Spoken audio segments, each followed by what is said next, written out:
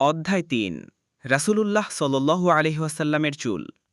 রাসূলুল্লাহ সাল্লাল্লাহু আলাইহি ওয়াসাল্লামের মাথার চুল দুকানের মধ্যভাগ পর্যন্ত লম্বা ছিল। ১৯ আনাস ইবনে মালিক রাদিয়াল্লাহু আনহু হতে বর্ণিত, তিনি বলেন, রাসূলুল্লাহ সাল্লাল্লাহু আলাইহি ওয়াসাল্লামের মাথার চুল দুকানের মধ্যভাগ পর্যন্ত লম্বা ছিল। ২০ আয়েশা রাদিয়াল্লাহু আনহা হতে বর্ণিত, তিনি বলেন, আমি এবং রাসূলুল্লাহ সাল্লাল্লাহু আলাইহি ওয়াসাল্লাম একত্রে একই পাত্রের পানি দ্বারা গোসল করতাম, আর তার চুল কানের লতি এবং মধ্যবর্তী স্থান বরাবর লম্বা ছিল।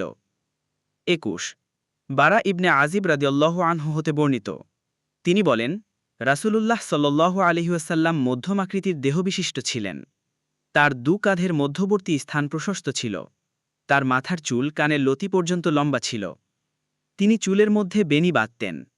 তার চুল সামান্য কোঁকড়ানো ছিল। ২২ কাতাদা রহিমাহুল্লাহতে বর্ণিত, তিনি বলেন, রাসূলুল্লাহ সাল্লাল্লাহু আলাইহি ওয়াসাল্লামের কেশ কেমন ছিল সে সম্পর্কে আমি আনাস রাদিয়াল্লাহু আনহুর নিকট জিজ্ঞাসা করেছিলাম। তিনি বললেন, তিনি অত্যাধিক কোঁকড়ানো কিংবা একেবারে সোজা কেশ বিশিষ্ট ছিলেন না। তার কেশ উভয় কানের লথি পর্যন্ত শোভা পেত। তিনি চুলের মধ্যে বেনি বাঁধতেন।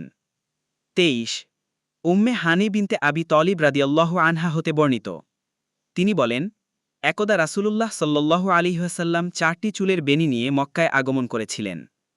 ব্যাখ্যা উল্লেখিত হাদিসে বেনি বা ঝুঁটি বলতে মহিলাদের মতো বেনি বা ঝুঁটি উদ্দেশ্য নয়, বরং এর দ্বারা বিশেষ ধরনের চুলের পরিপাটি উদ্দেশ্য। কেননা রাসূলুল্লাহ সাল্লাল্লাহু আলাইহি ওয়াসাল্লাম পুরুষদেরকে মহিলাদের সাদৃশ্য অবলম্বন করতে কঠোরভাবে নিষেধ করেছেন।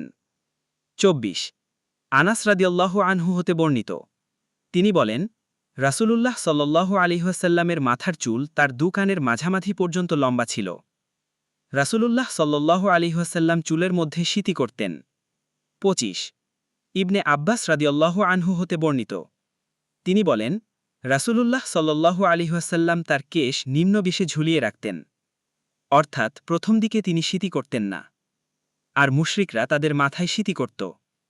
পক্ষান্তরে আহলে কিতাব তাদের মাথার চুল ঝুলিয়ে রাখত। প্রথম দিকে রাসূলুল্লাহ সাল্লাল্লাহু আলাইহি ওয়াসাল্লাম যে ব্যাপারে প্রত্যাদেশ না পেতেন সেসব ব্যাপারে আহলে কিতাবদের অনুসরণ পছন্দ করতেন। এরপর রাসূলুল্লাহ সাল্লাল্লাহু আলাইহি ওয়াসাল্লাম তার কেশকে সিতি করতেন। ২৬ উম্মে হানি রাদিয়াল্লাহু আনহা হতে বর্ণিত, তিনি বলেন, রাসূলুল্লাহ সাল্লাল্লাহু আলাইহি ওয়াসাল্লামকে আমি চুলে ৪টি বেনি বাঁধা অবস্থায় দেখেছি। বাবু মা জাআ ফি তারাজ্জুলি রাসূলিল্লাহি সাল্লাল্লাহু আলাইহি ওয়াসাল্লাম, বই শামায়েলে তিরমিজি।